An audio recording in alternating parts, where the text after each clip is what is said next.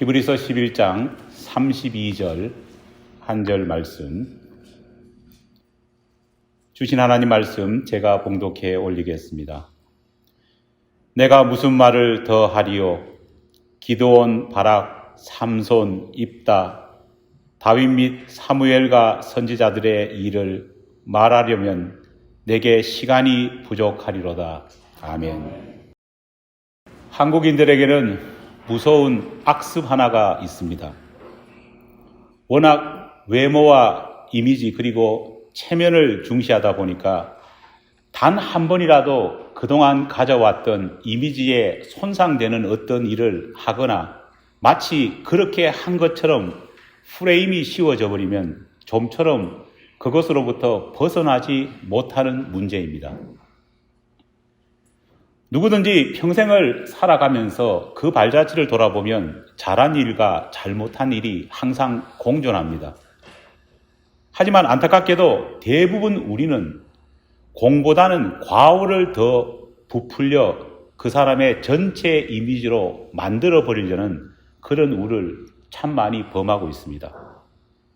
그러다 보니 한국 사람들은 어떤 일을 새롭게 도전하려 하기보다는 혹시 그 실패로 인해서 내가 지금까지 쌓아왔던 이미지에 손상이 갈까 두려워한 나머지 자꾸만 어떤 일을 진취적으로 하기보다는 수동적으로 따라가려는 그런 경향을 많이 보입니다. 한 사람을 평가하면서 우리가 공보다 얼마나 과에 집중해서 그 사람에게 프레임을 씌우는지 그 예로 우리나라 역대 대통령들의 이미지 속에서 우리 스스로가 씌워버린 프레임을 보면은 더 잘 알 수 있습니다. 초대 대통령 이승만 대통령은 부인할 수 없는 독립운동가요, 건국의 아버지입니다. 하지만 우리는 이승만 대통령을 독립운동가보다는 영구 집권을 위해서 부정선거를 저지르다 국민들한테 총까지 쏘고 결국은 그것 때문에 하야한 나쁜 대통령으로 우리는 더 잘 알고 있습니다. 장면 대통령 역시도 민주화를 위한 공이 있음에도 불구하고 국가적인 위기 앞에 자기 살자고 도망친 도망자 대통령으로 우리는 알고 있고, 박정희 대통령 역시도 한국 근대화라고 하는 명확한 공이 있음에도 불구하고 잔인한 독재자로, 최규하 대통령은 일명 거수기 식물 대통령으로, 그리고 전두환 대통령은 쿠데타의 수개요 독재자로, 노태우 대통령은 물태우라는 말처럼 그저 그런 대통령, 김영삼 대통령은 민주화 운동가라는 큰 자치가 있음에도 불구하고 오히려 IMF를 불러와서 나라를 망하게 했던 인물로, 김대중 대통령은 반공이라고 하는 대한민국의 정체성을 흔들어버린 대통령으로, 노무현 대통령은 막말을 한 대통령으로, 그리고 이명박 대통령은 나라 돈을 갈취한 사기꾼으로, 박근혜 대통령은 한 여성에게 세뇌당해 끌려다니다 줏대 없다가 그냥 쫓겨난 대통령으로, 그리고 현재 대통령으로 있는 문재인 대통령은 문죄인이라는 말을 표현하면서 뭐든 다 죄다 못한 인물로 그렇게 우리는 부르고 있습니다. 대한민국이 건국한 지 70년이 지나갔지만요, 안타깝게도 역대 대통령을 이렇게 한번 정리해보면 한국은 죄다 이상한 사람들이 나라를 다스린 이상한 나라로 그렇게 보일 수밖에 없습니다. 성경에도 보면은 사람들로부터 이와 비슷한 평가를 받는 안타까운 인물이 있습니다. 하나님으로부터 특별한 은혜를 받아서 하나님의 일꾼으로 세워졌고, 실제적으로는 많은 공이 있음에도 불구하고 이상하리만큼 사람들은 그 사람에 대해서 굉장히 박한 평가만을 내리는 인물입니다. 그가 남긴 공에 대해서는요, 사람들은 거의 기억하지 못합니다. 하지만 그가 저지른 과오만은요, 엄청나게 증폭되어서 그 사람의 이미지를 완전히 뒤덮어버립니다. 바로 그 사람이 누구냐? 사사 삼손입니다. 솔직히 여러분, 삼손하면 어떤 이미지가 여러분에게 떠오르십니까? 어린 시절 제가 유년주일 학교를 다닐 때만 해도 삼손은 저에게 정말 영웅이었습니다.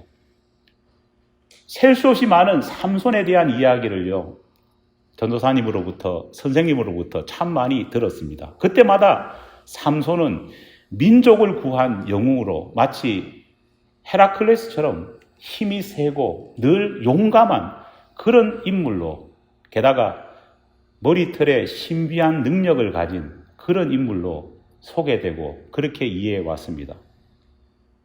하지만 성장하면서 듣게 된, 그리고 성경을 읽으면서 마주하게 된 삼손의 이미지는요, 제가 어릴 때 듣고 배웠던 그 이미지와는 너무 달랐습니다. 완전히 이미지에 대한 실망과 당혹스러움만 느껴졌습니다. 그는 영웅이 아니라 문제아라고 하는 그런 이미지만 자꾸 씌워지기 시작했습니다. 바람둥이, 여자에게 눈멀어 사명감을 걷어차버린 영적 지도자, 감정 통제를 하지 못해서 분노 조절 장애를 가진 그런 인물, 자기 기분 내키는 대로 막무가내로 살아가는 구제불능의 인간.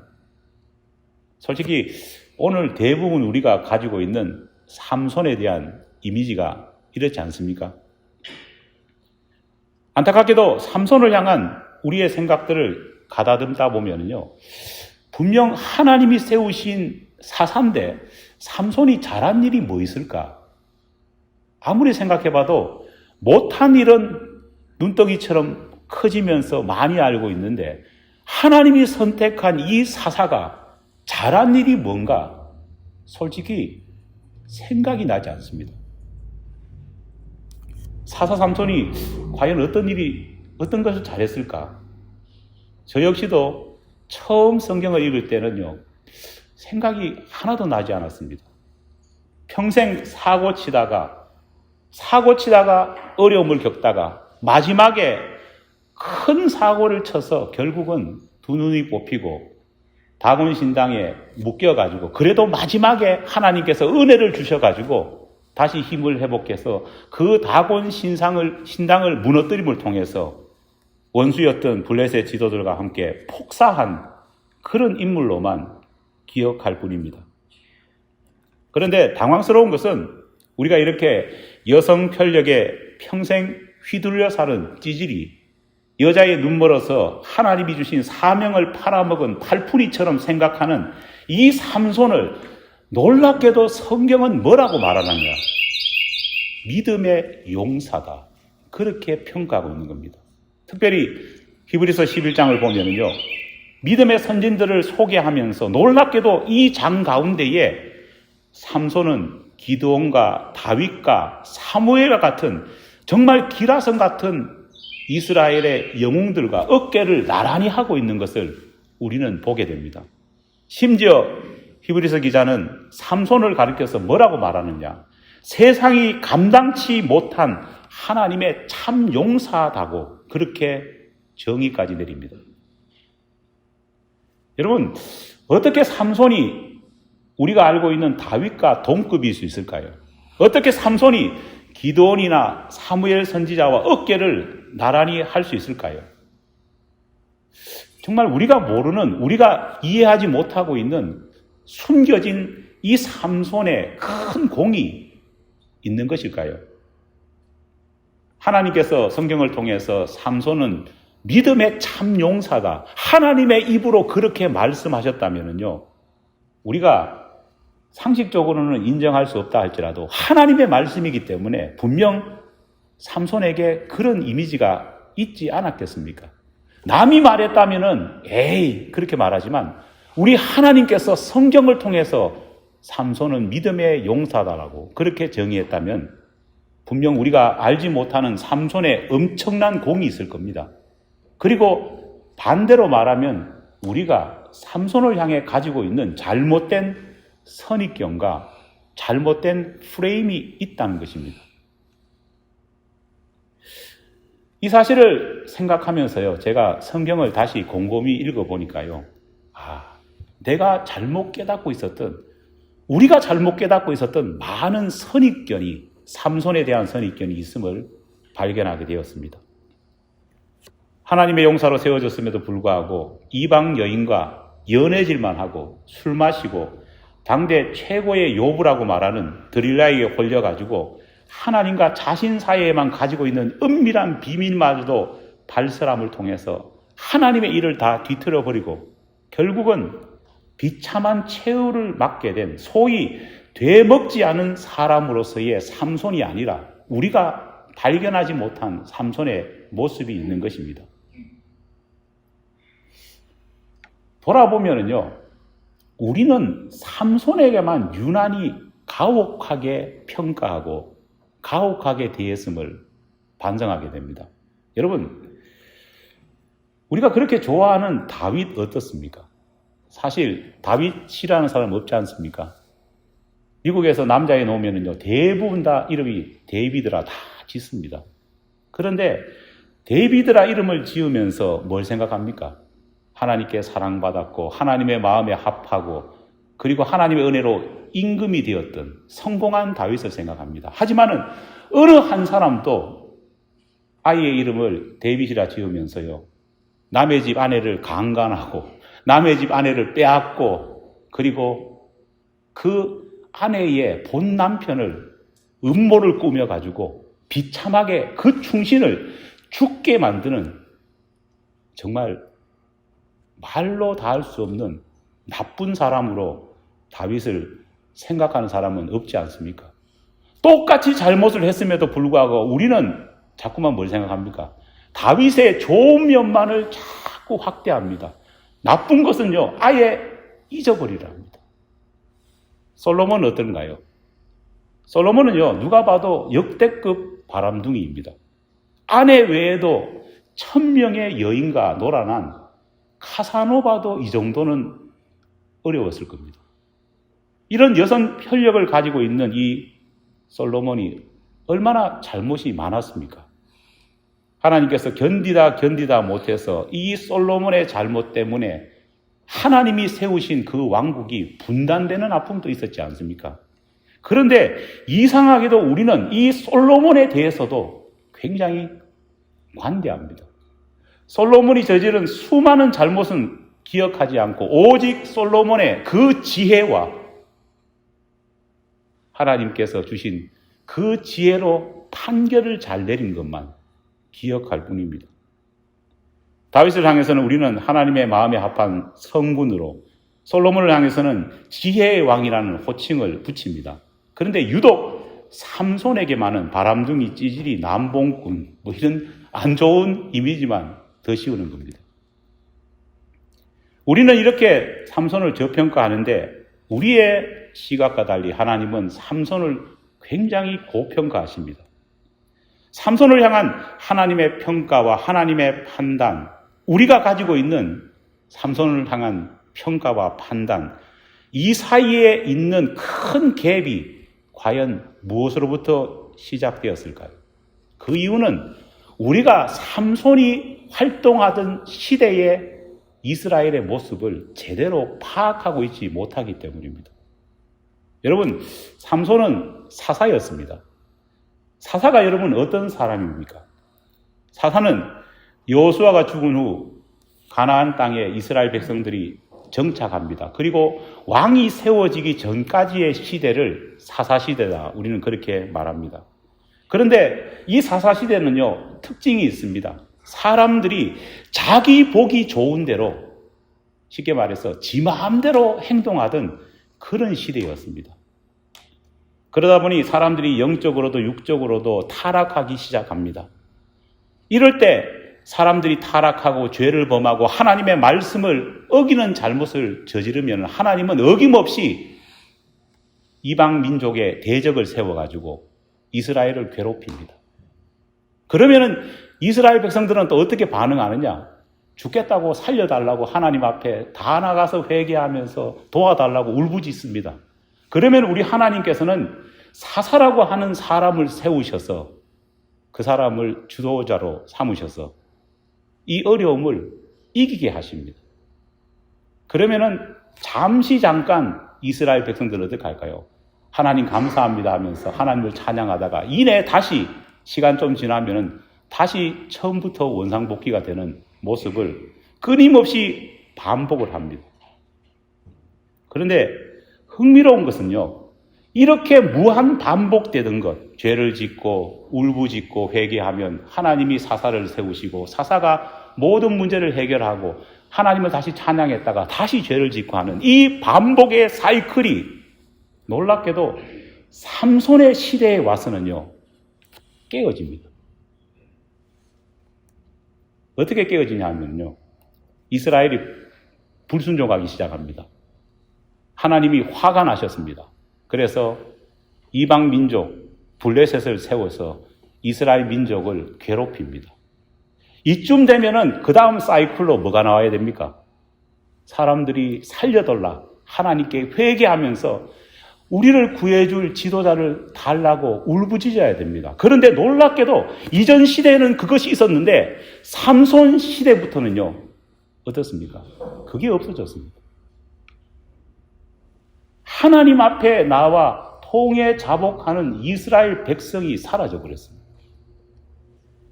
하나님께 지도자를 세워가지고 우리를 이 고통에서 벗어나게 해달라 울부짖는 사람도 없어졌습니다. 그런데 이상하게도 삼손 시대가 오면은요, 이런 회개의 목소리, 살려달라는 이런 모습이 하나도 들려지지 않습니다. 여러분, 도대체 이스라엘에 무슨 일이 생긴 건가요?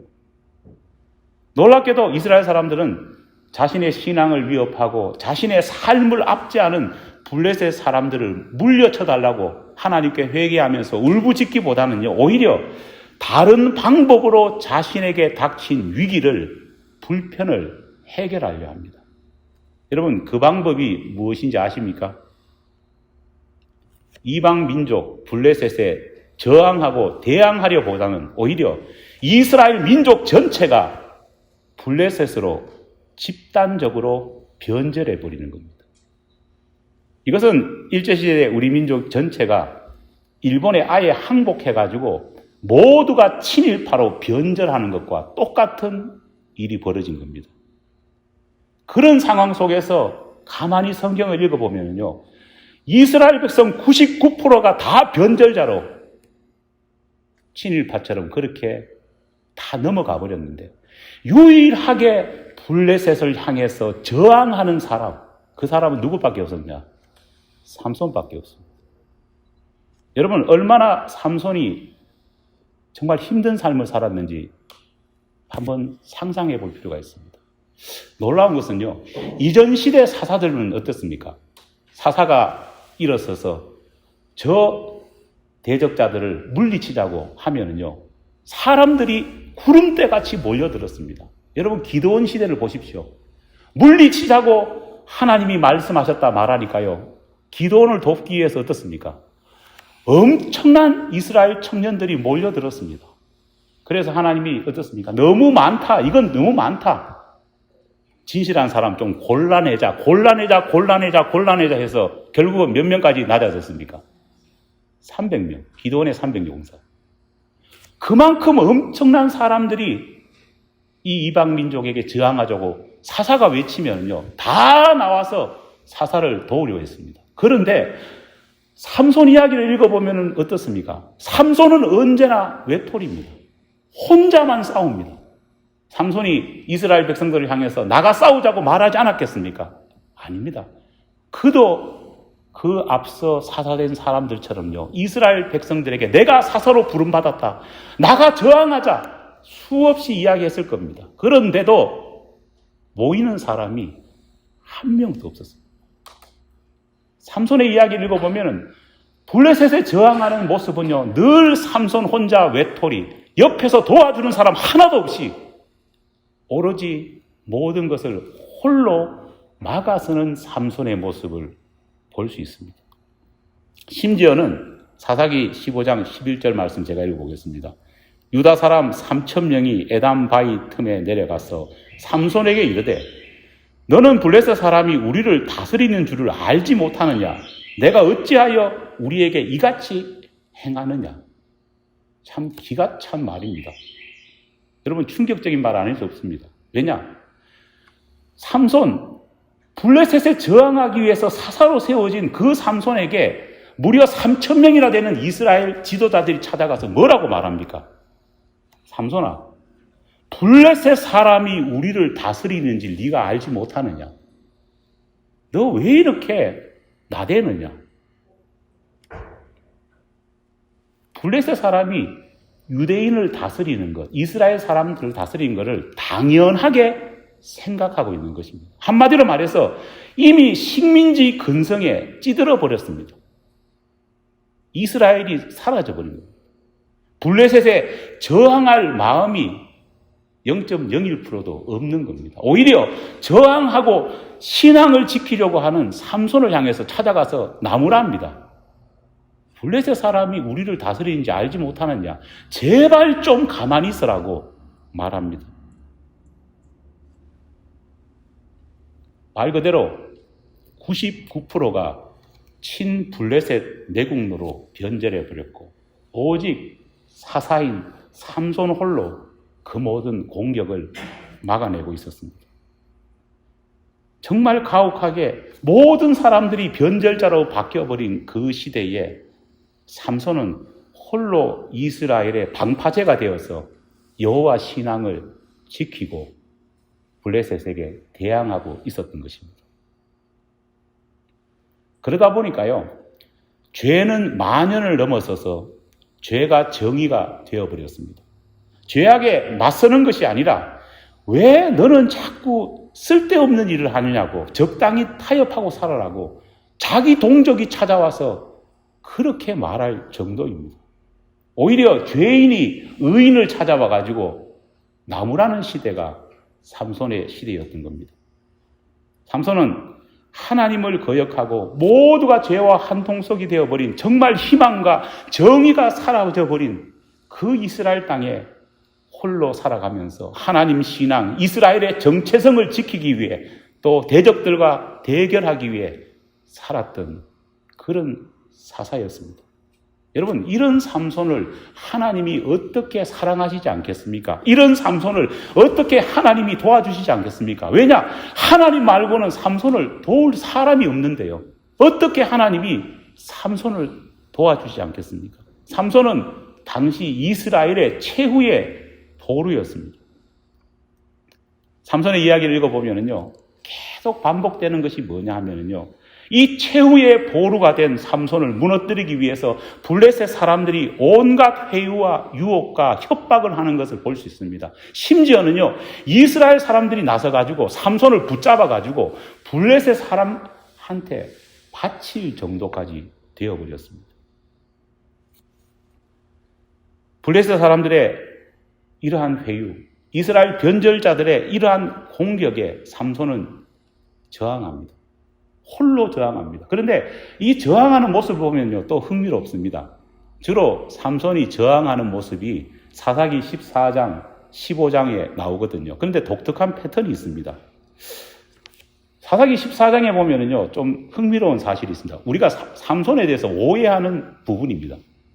14장에 보면요, 뜬금없이 사사인 이 삼손이요, 딥나에 사는 블레셋 여자와 결혼하겠다고 결혼 발표를 합니다. 하나님께 자신의 삶을 서원해서 드린 신실한 나실인이라는 남자가 나실인으로서 본격적으로 활동을 시작하는데 제일 먼저 했던 활동이 뭐냐? 이방 여자와 내가 결혼하겠다. 결혼 발표를 하는 겁니다. 여러분, 표면적으로 보면요, 이게 무슨 말입니까? 이스라엘의 신앙의 보루가 무너져 버리는 겁니다. 오히려 변절한 이스라엘 사람보다 한술 더 떠서 나쁜 일을 하는 것처럼 삼손이 보입니다. 그런데 변절자 삼손을 욕을 하려고 하니까요, 뭔가 찝찝합니다. 왜 그러냐? 사사기 14장 1절에서 딥나에 있는 블레셋 여자와 결혼 발표를 하는데 바로 사사기 1장 바로 앞절인 13장 25절이 어떻게 끝나느냐? 이렇게 끝납니다. 제가 읽어보겠습니다. 소라와 에스다올 사이 마한 내단에서 여호와의 영이 그를 움직이기 시작하였더라. 여러분, 지난주 설교에서 제가 그런 말씀 드렸잖아요. 원래 성경에는 장과 절이 없습니다. 우리가 임의대로 장과 절을 나누다 보니까요, 자꾸 중요한 부분에 단절시켜가지고 사건을 이상하게 해석하게 만듭니다. 이것도 똑같습니다. 원래는 사사기 13장 25절은요, 14장에 붙어야 되는 이야기입니다. 그럼 어떻게 되느냐? 여호와의 영이 삼손을 움직이기 시작하였다. 그리고 나서는 갑자기 삼손이 나 딥나에 있는 블레셋 여자와 결혼하겠다. 결혼 발표를 하는 겁니다. 따로 읽으면은 정말 뜬금없습니다. 사사가 정신 나갔나? 이런 생각이 들지만은 같이 읽으면은요, 딥나의 여자와 결혼하겠다는 것을 누구의 명령이고 누구의 선택입니까? 하나님의 선택이라는 겁니다. 마치 우리가 잘 아는 것처럼 하나님께서 그 일을 하기 위해서 예정하시고 계획하신 겁니다. 우리는 이런 사실을요, 구약 성경의 다른 부분에서 발견합니다. 호세아 선지자 아시잖아요. 하나님이 성령으로 함께 하셔서 호세아 선지자에게 창녀 고멜과 결혼하게 만드셨지 않습니까? 삼손 역시도 딥나에 사는 이방 여자와 혼인 발표를 한 것은요, 삼손이 정신 나가서 그런 것이 아니라 하나님의 영이 함께 하셨기 때문에 그 일을 시키신 것입니다. 하나님께서 왜 그 일을 삼손에게 시키셨을까요? 결국 우리는 이 이야기를 잘 압니다. 이방 여자와 결혼하기 위해서요, 처갓집에 찾아가지 않습니까? 그런데 결론적으로는 완전히 결혼식이 엉망진창이 되어버립니다. 삼손이 결혼식에 찾아가가지고 자기가 이전에 경험했던 일을 가지고 수수께끼를 내지 않습니까? 그리고 큰 선물을 내겁니다. 그러니까 얼마나 죄가 만연했는지 이 수수께끼조차 공정하게 생각해서 맞추려 하는 것이 아니라 딥나의 여자에게 어떻게 합니까? 그 가족들과 친구들이 협박하고 회유해가지고 비밀을 알아냅니다. 결국은 수수께끼가 정상적으로 내어서 맞추는 것이 아니라 그렇게 잘못된 방법으로 답이 맞춰져 버립니다. 이때 우리 삼손이 어떻게 합니까? 엄청나게 화가 납니다. 그런데 재밌는 것은 그냥 분노 조절 자기 잘하면 삼손이 엄청나게 화가 났다 이렇게 돼야 되는데 성경은 뭐라 합니까? 하나님의 영이 삼손에게 임하니까 삼손이 더욱더 화가 났다는 겁니다. 화가 나가지고 어떻게 합니까? 예식장을 두드려 깨고 난장판 만들었습니다. 그리고는 아스골론에 찾아가가지고요, 블레셋 사람 30명을 쳐 죽였습니다.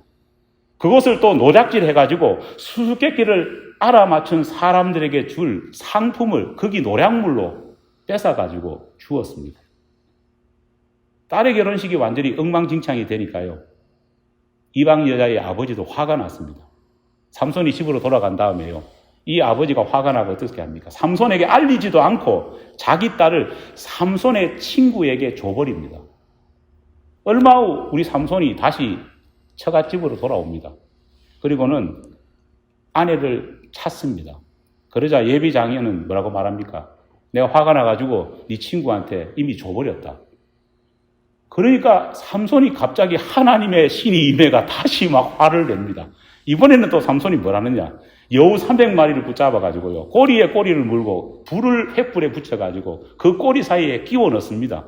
그리고는 불에 놀란 이 여우가요, 완전히 날뛰지 않습니까? 딥나에 있는 곡식과 포도원과 감람나무 밭을 막 돌아다니면서 그 밭들을요, 그 귀한 밭들을 다 불로 태워버립니다. 삼손은 이 일을 통해가 빌미를 삼아가지고요, 수없이 많은 블레셋 사람을 죽였습니다. 또 이 일로 이스라엘 장로들이 이런 망나니 같은 놈을 놔두면 안 된다. 자기 동족의 사사를 또 붙잡아가지고 블레셋 사람한테 또 갖다 줍니다. 그런데 잡혀가가지고 블레셋 사람에게 잡혀간 이 삼손이 또 하나님의 신이 또 임합니다. 우리 하나님의 신이 임하면 화가 나는지 모르지만 또 분노하면서 삼손이 나귀의 새 턱뼈로 블레셋 사람 이번에는 1,000명을 도륙했다. 그렇게 기록되고 있습니다. 여러분, 삼손 이야기를 읽어보면요, 이런 독특한 패턴이 계속 반복됩니다. 삼손이 우리가 생각하기 이상한 일을 턱 벌리더만 또 그 일 때문에 성령이 임해가지고 삼손이 또 화가 나가지고 삼손이 블레셋 사람을 혼자서 도륙하는 패턴이 굉장히 반복된다는 겁니다. 우리는 자꾸 이걸 보면은요, 삼손이 타락해서 이상한 행동을 했고, 삼손이 자기 분노를 절제하지 못해가지고 잘못을 저질렀고, 그 분노 장애로 인해가지고 불쌍한 블레셋 사람들이, 피해를 입은 사람들이 수천 명이다. 나쁜 삼손, 그렇게 생각합니다. 하지만 결코 그렇지 않습니다. 삼손의 이야기는 아까 말했지만은 분명 하나님의 영이 충만한 상태로 시작했습니다. 이상하게도 삼손에게는요, 분노할 때마다 누가 먼저 임합니까? 하나님의 영이 임합니다. 그리고 삼손이 분노를 표하기 전에 분명히 하나님의 영이 임했다. 성경은 말하고 있습니다. 이게 무슨 말입니까? 삼손의 분노는 그냥 인간의 분노가 아니라 누구의 분노라고요? 하나님의 분노고, 삼손은 도구로 온전하게 사용되었다는 말입니다. 무슨 뜻일까요? 삼손의 이러한 모습을 보면요, 하나님의 오묘한 계획과 전략이 담겨 있음을 우리는 알 수 있습니다. 어떤 거냐 하면요, 혼자 싸워야 되지 않습니까? 홀로 저항해야 됩니다. 도와줄 사람도 없습니다. 그러다 보니까 하나님께서 가장 합법적인 방법을 가장해서 블레셋 사람을 응징하게 만든 겁니다. 항상 보면은요, 그럴듯한 삼손이 화낼 만한, 누가 봐도 인정할 수밖에 없는 그런 일을 하나님이 일으키십니다. 자기 아내 될 사람, 다른 남자한테 줘버렸으니까 화내는 거 당연하지 않습니까? 그렇잖아요. 수수께끼를 했는데 부정적인 방법으로 맞추었으니까 화내는 거 당연하지 않습니까? 항상 합리적인 어떤 대적도 감히 말하지 못할 그런 방법을 하나님께 쓰신 다음에 그것을 빌미로 삼손이 화를 내고 공식적으로 그것을 통해서 블레셋 사람을 그렇게 도륙하니까요. 당한 블레셋 사람도 어떻습니까? 말을 못하는 겁니다. 하나님이 결국은 이 놀라운 오묘한 방법으로 삼손 시대 때 블레셋 사람을 물리치는 것을 알 수 있습니다. 물론 삼손이 사사기 16장에 보면은 요부 드릴라한테 넘어가가지고 치명적인 실수를 합니다. 그런데 재밌는 것은 이 드릴라한테 넘어갔을 때는요, 하나님께서 하나님의 신이 임했다고 기록하지 않습니다. 오히려 하나님께서는요, 한 여인에게 성적 유혹에 빠졌다고 책망하시고, 사사기 16장 20절에 보면 여호와께서 이미 자기를 떠난 줄을 깨닫지 못했더라고 성경에 기록하면서, 이때는 삼손이 하나님의 명령이 아니라 자신의 육체적인 잘못 때문에 그랬다. 성경은 분명히 말합니다. 이전에 하나님의 영이 임했다고 말했지만 이때는 인간적으로 잘못한 것입니다. 하지만은 하나님께서는 이렇게 실수를 한 삼손조차도 끝까지 품으시고 사용하십니다. 결국은 삼손이 어떻습니까? 눈 뽑히고 묶이고 조롱당하고 다곤신당 벽에 묶이지 않습니까? 다시금 하나님은 깎여버린 그 머리에 다시 자라나게 하시고 힘을 주셔서 마지막 힘을 젖먹은 힘까지 써서 다곤 신당을 무너뜨립니다. 그런데 재밌는 것은 그날 무슨 일이 있었는지 그 다곤 신당에 블레셋 사람 지도자가 다 모여 있었습니다. 결국은 가장 합법적인 방법으로 블레셋 지도자들을 전체 암살했습니다. 실제로 일반 역사를 보면요, 어느 시점에서부터 블레셋이 확 약해집니다. 왜 그럴까요? 지도자가 다 죽어버린 겁니다. 하나님은 이렇게 오묘한 방법으로 삼손을 이끄신 겁니다. 여러분, 이렇게 설명드리니까 삼손에 대한 오해가 좀 풀렸습니까? 삼손은 우리가 생각하는 것처럼 남봉꾼, 자기 마음대로 살아가는 풍우나 화내면 화 참지 못하는 분노 조절가, 그런 것이 아닙니다. 삼손은 하나님의 오묘한 합법적인 방법으로 이스라엘을 지키시고 블레셋을 응징하게 한 그런 믿음의 용사입니다. 항상 어떤 일에 빌미를 제공해가지고 항상 그는 블레셋을 옴짝달싹하지 못하게 만들었습니다. 여러분, 우리는 자주 우리가 가진 짧은 지식과 선입견 때문에 하나님이 하시는 놀라운 일에 대해서 오해하는 경우가 굉장히 많습니다. 내 생각과 다르다고 쉽게 하나님의 일과 또 하나님의 지도자의 일을 폄훼할 때가 너무나도 많습니다. 하지만 삼손의 이야기를 생각해 본다면요, 우리는 더욱더 조심해야 됩니다. 누군가를 판단하고 누군가를 정죄할 때, 특별히 주의 종이나 하나님의 일을 하는 사람을 평가할 때 조심해야 되는 이유가 바로 여기에 있습니다. 왜냐? 우리가 다 알지 못하는 하나님의 놀라운 뜻이 있을지 모르기 때문입니다. 하나님이 귀 들으신 삼손, 그 삼손을 남봉꾼으로 이해했다. 제가 설교를 준비하면서 회개를 했습니다. 삼손 미안하다. 나중 천국에 가서 제가 참 죽을 죄를 지었습니다. 우리의 삶 가운데에 사람을 평가하고 판단할 때 쉽게 생각하지 않는 우리 모두가 되기를 간절히 축원합니다. 기도하겠습니다.